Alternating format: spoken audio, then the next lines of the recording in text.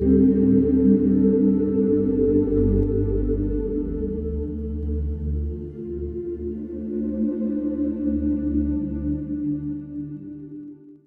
dia disuruh membela diri waktu mau dieksekusi, katanya Sokrates pesannya ini, jadi aku harus mengulang kata-kataku ini kepada siapapun yang kutemui, baik tua ataupun muda, warga di sini atau orang asing, tapi terutama pada para warga karena merekalah saudara-saudara terdekatku. Itu kalimat selanjutnya, tak miring, bahwa aku ini adalah perintah Tuhan, dan aku yakin tak ada kebaikan yang lebih baik pada negeri ini selain pengabdianku pada Tuhan. Yang kulakukan hanyalah mengajak kalian semua, para pemuda dan para orang tua, untuk tak hanya memikirkan orang-orangmu atau harta milikmu, namun yang pertama dan paling utama, perhatikan nasib jiwamu. Kukatakan kepadamu bahwa kebajikan bukanlah dengan menerima uang dan harta, tapi bahwa kebajikan itulah harta dan segala hal yang baik dari diri manusia akan muncul, baik di tengah publik maupun dari individu. Inilah yang aku ajarkan. Kalimat-kalimatnya sangat agama hari ini. Warga Athena, bila kalian membunuhku, kalian tak akan mudah menemukan pengganggu sepertiku yang Tuhan telah anugerahkan kepada negeri ini. Negeri ini bak kuda ningrat yang besar, yang berjalan demikian lamban lantaran ukuran tubuhnya. Ia mestilah diusik agar hidup kembali, dan akulah pengganggu itu yang Tuhan telah tempatkan di negeri ini. Dan di sepanjang waktu, di mana-mana, aku akan selalu mendekatimu, membangunkanmu, membujuk dan mengusikmu. Itu kalimat-kalimat terakhirnya Sokrates. Yang penting juga, ketika aku katakan bahwa aku dianugerahkan Tuhan padamu, bukti dari misi dan tugasku adalah sebagai berikut. Jika aku seperti kebanyakan orang, aku pastilah tak akan menolak kepentinganku sendiri. Demi kepentinganmu, aku datang padamu sebagai bapak atau saudara tua, mengajakmu pada kebajikan yang mulia. Jika aku memperoleh sesuatu dari situ, atau jika aku dibayar karena ajakanku ini, tentu hal itu akan menjadi alasan yang masuk akal atas tindakanku ini. Namun seperti yang kalian lihat, tak satu pun penuntutku mampu menunjukkan bahwa aku mengutip bayaran apapun.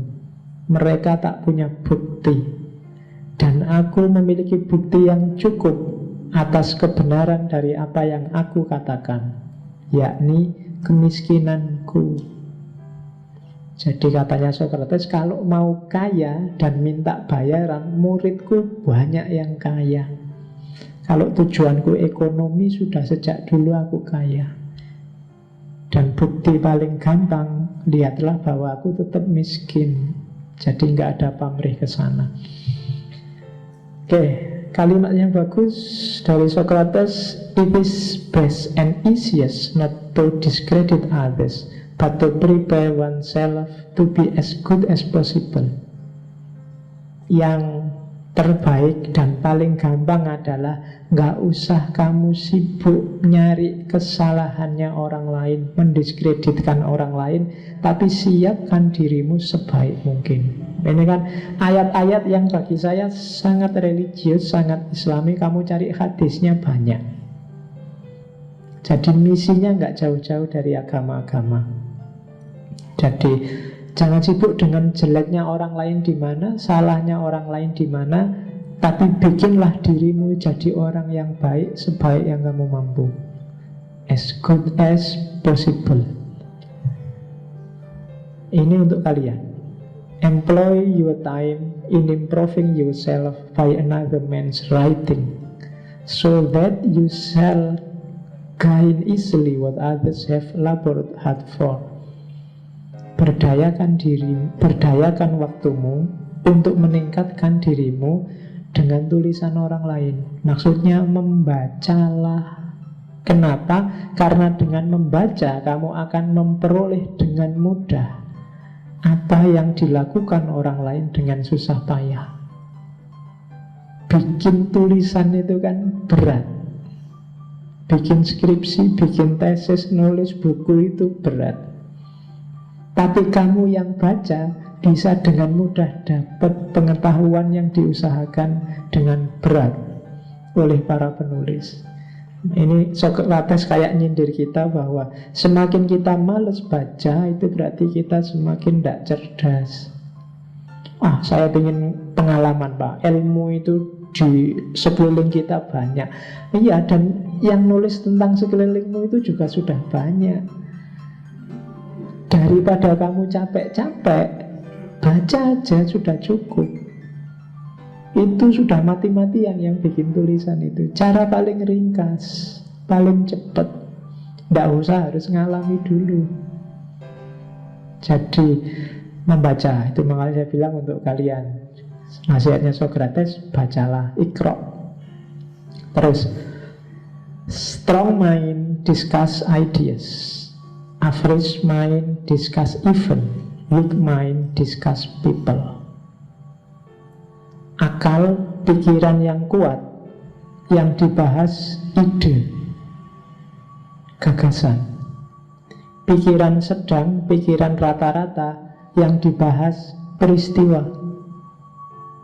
Pikiran yang lemah, usil biasanya, yang dibahas orang. Ayo, mana yang sering kalian bahas? Kalian sering ngomongin orang atau ngomongin cerita peristiwa? Tadi ada apa? Tadi saya jalan ada kecelakaan. Kemarin ada apa? Tadi ada pembunuhan, ada. Ya kita rata-rata berarti. Tapi strong mind, pikiran yang kuat itu bahas ide-ide, ideal-ideal, gagasan-gagasan untuk kebaikan, untuk perbaikan. Jadi kalau ingin pikiranmu jadi strong, ya ide, angkatlah. Kalau kamu orang biasa, ya ngomong event, tapi jangan orang, berarti kamu lemah. Mungkin pernah tak ceritakan ketika Sokrates punya rumus triple filter. Nanti di buku sini ada. Ini calon bukunya MJS yang pertama. Cuma nggak usah khawatir, ini isinya bukan filsafat, cuma cerita-cerita aja. Jadi suatu ketika ada temennya, ini logika anti gosip. Kalau ada yang mau gosip, pakai teorinya Sokrates, namanya triple filter, saringan 3 lapis. Jadi suatu ketika ada temennya datang, Sokrates, kamu mau tahu nggak? Saya punya kabar baru. Ada orang ngomongin muridmu. Sokrates terus, sebelum kamu ngasih kabar, jawab dulu 3 pertanyaanku. Kan biasa Sokrates itu gitu. Kalau 3 ini terjawab, oke lah, enggak apa-apa. Pertanyaan pertama, yang kamu omongkan itu benar, pasti benar apa bisa keliru? Ya saya enggak tahu sih, saya kan cuma dapat kabar, dapat informasi, belum tak cek. Oke, yang pertama berarti jawabannya tidak pasti benar. Terus yang mau kamu omongkan itu hal-hal yang baik apa yang buruk? Katanya temannya, ya yang buruk lah, mana ada sekarang gosip hal yang baik-baik, mesti ngomong yang jelek-jelek. Makanya mau tak ceritain ini padamu. Oke, berarti bukan hal yang baik. Terus yang ketiga, katanya Sokrates, kalau 1-2 nggak lulus nggak apa-apa lah, tapi yang ketiga ini harus lulus deh. Yang mau kamu omongkan padaku itu ada gunanya nggak buatku? Nah, katanya temennya, ya menurutku sih nggak terlalu penting sih, ya nggak tahu juga nggak apa-apa, ya wes. Jadi katanya Sokrates, berarti yang mau kamu omongkan itu nggak mesti benar, nggak bagus, dan nggak ada gunanya. Ngapain kamu capek-capek cerita? Buang-buang energi, buang-buang waktu. Jadi weak mind, pikiran yang lemah. Oke, ini bagi yang jomblo.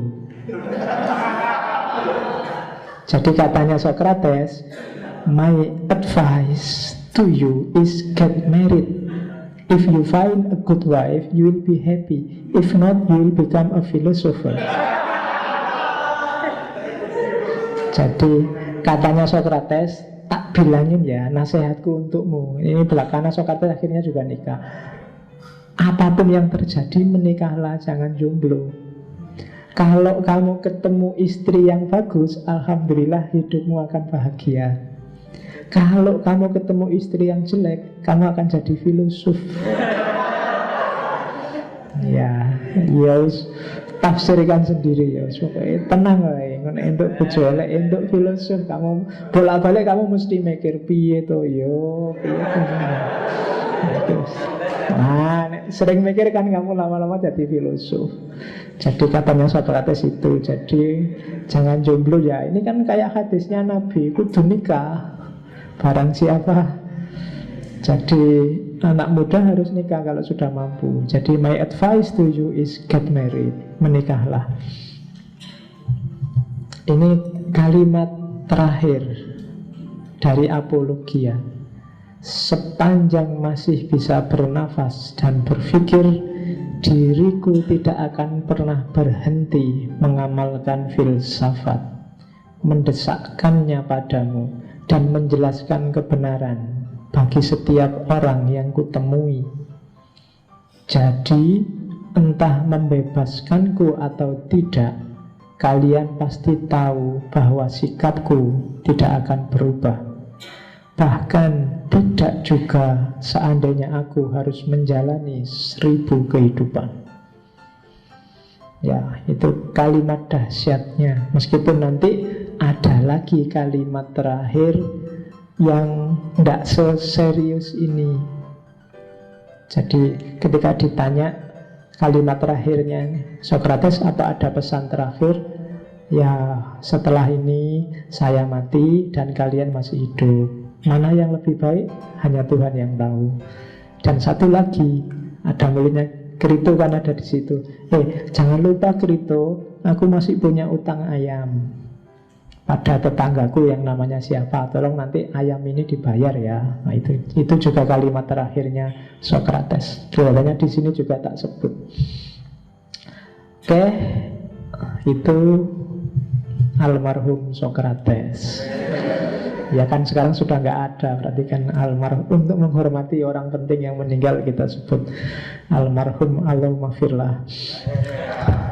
Oke, jadi dan memang dia mengalami nasib yang luar biasa.